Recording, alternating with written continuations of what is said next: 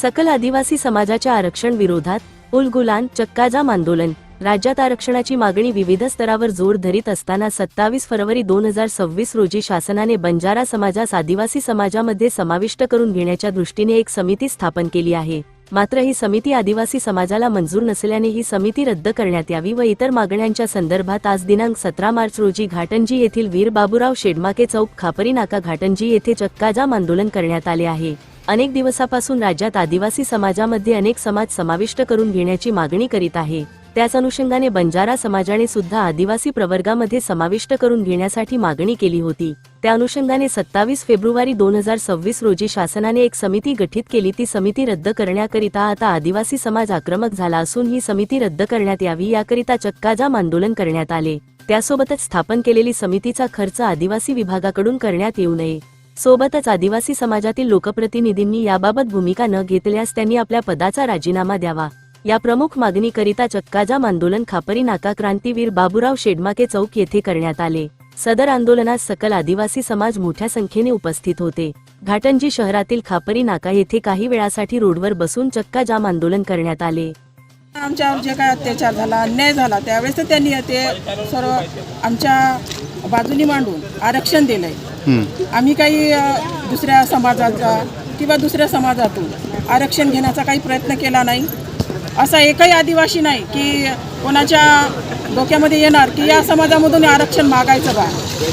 आमचं हेच म्हणणं आहे की जे काही आमचं आरक्षण आहे ते ओढल्या जाऊ नये।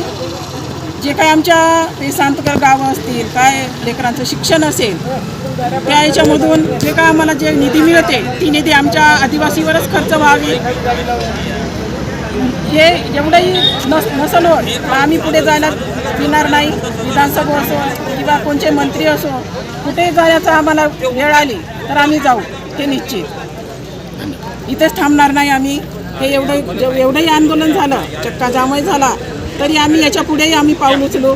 आम्हाला समाधान हवंय की नाही गड्या, हे तुमचं तुम्हाला राहील, तुमच्या याच्यातलं वाट्याचं कधीच कोणी हिसकावून घेणार नाही। एवढाही शब्द कोणता आहे आमच्या समाजाचा असो, मंत्री किंवा दुसऱ्या याचा, एवढाही आमच्यापर्यंत मॅसेज आला तरी आम्ही थांबून जाऊ। पण जोपर्यंत आमच्यापर्यंत हा मॅसेज येणार नाही की तुमचा जो अधिकार आहे तो कोणीही ओढून घेणार नाही, तुमचा जे आरक्षण आहे ते तुमच्याच वाट्याला राहील, जोपर्यंत हा आमच्यापर्यंत मॅसेज येणार नाही आणि ही प्रतिक्रिया घडणार नाही तोपर्यंत आम्ही हे लढा चालूच ठेवू।